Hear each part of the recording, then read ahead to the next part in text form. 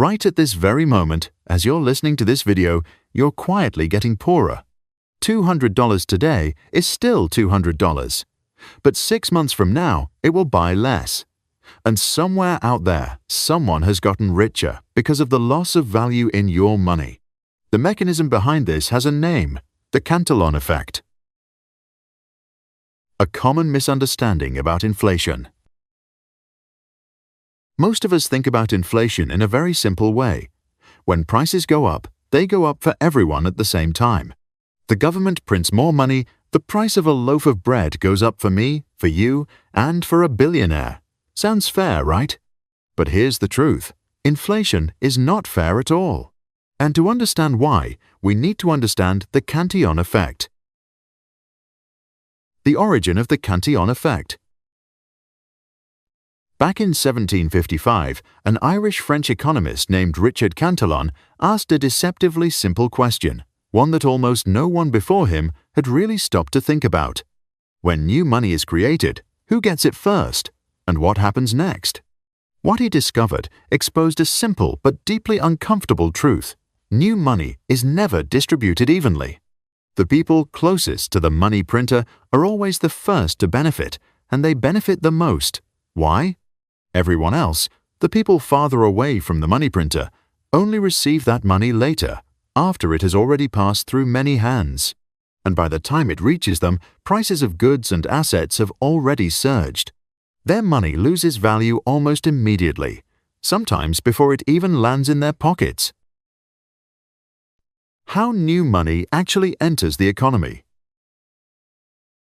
The Cantillon effect explains a lot of things that feel deeply unfair in our world. It explains why your savings account slowly shrinks in real value, while stock markets and real estate keep smashing record after record. Let's look at what happened during the 2020 pandemic. When the crisis hit, governments around the world, especially the United States Federal Reserve, decided to inject trillions of dollars into the system to save the economy. But here's the key question. Where did that money go first? Did it magically appear in your bank account or mine? Of course not. The money flowed first to the largest financial institutions: JP Morgan, Goldman Sachs, Bank of America, and others. These institutions sit closest to the money printer. And with billions in freshly created capital, they went shopping. At that moment, asset prices were still relatively normal, and they also knew those prices were almost guaranteed to rise later. So they bought stocks, they bought bonds, they bought real estate, they invested in startups, they bought gold, crypto. This massive wave of buying, combined with an enormous surge of newly created money, created a powerful upward force, pushing the prices of nearly all assets sharply higher. Next, the money flows to the second layer. These big banks lend to hedge funds and private equity firms, and those funds use the money to invest in tech companies, high-growth startups, and other financial assets. So where are you and I in this flow? We're way downstream. We're still doing the same jobs, earning roughly the same salaries. But when we look around, the world has quietly changed. Your rent suddenly jumps 15%. Your weekly grocery bill is up 20%. The piece of land you were planning to buy has gone up 50% in just 1 year. And this is why, during recent economic crises, we see a contradiction that feels almost unreal. Millions of people lose their jobs, small businesses shut down everywhere, yet at the same time, stock markets keep hitting new all-time highs. Housing prices in the United States and Europe skyrocket. That's the Cantillon effect, working exactly as designed. The core of the Cantillon effect. At its heart, the Cantillon effect comes down to one simple and brutal rule. Your position relative to newly created money determines your financial outcome. The closer you are to the money printer, the richer you become. The farther away you are, the poorer you get. The rich don't necessarily get richer because they're smarter or work harder than you. They get richer because they're first in line. They receive the money earlier, buy assets earlier, and benefit from rising prices earlier. By the time you and I notice what's happening and decide to join in, the party is almost over. This is the real nature of inflation in the modern world. It's not just prices going up across the board, it's a massive, quiet transfer of wealth. And this process is accelerating at an insane pace. In Cantillon's time, it could take months or even years for new money to spread across Europe. Today, with a fully digital financial system, trillions of dollars can be created and distributed in seconds. The wealth gap isn't just widening anymore, it's turning into a canyon. So what can you do?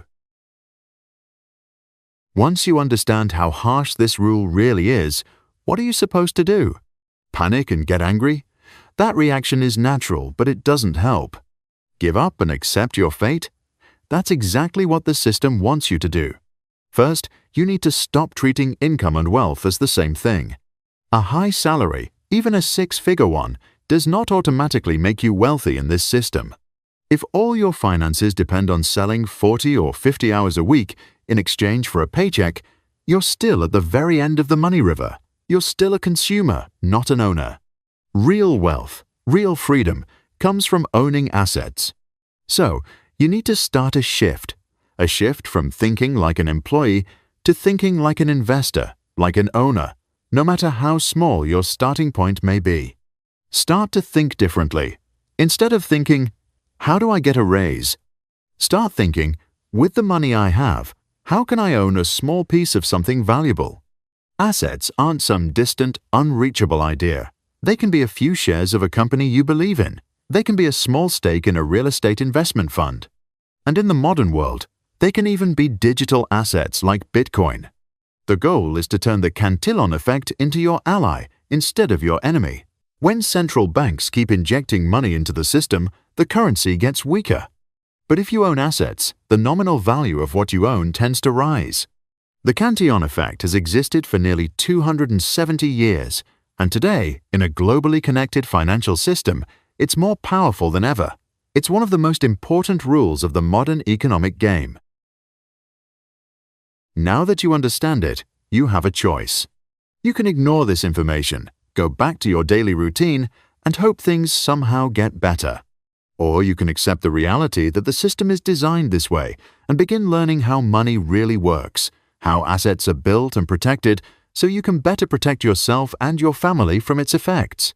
If you found this helpful, don't forget to like the video, subscribe to the channel, and turn on notifications so you don't miss what's coming next. Thanks for watching. I'll see you in the next one.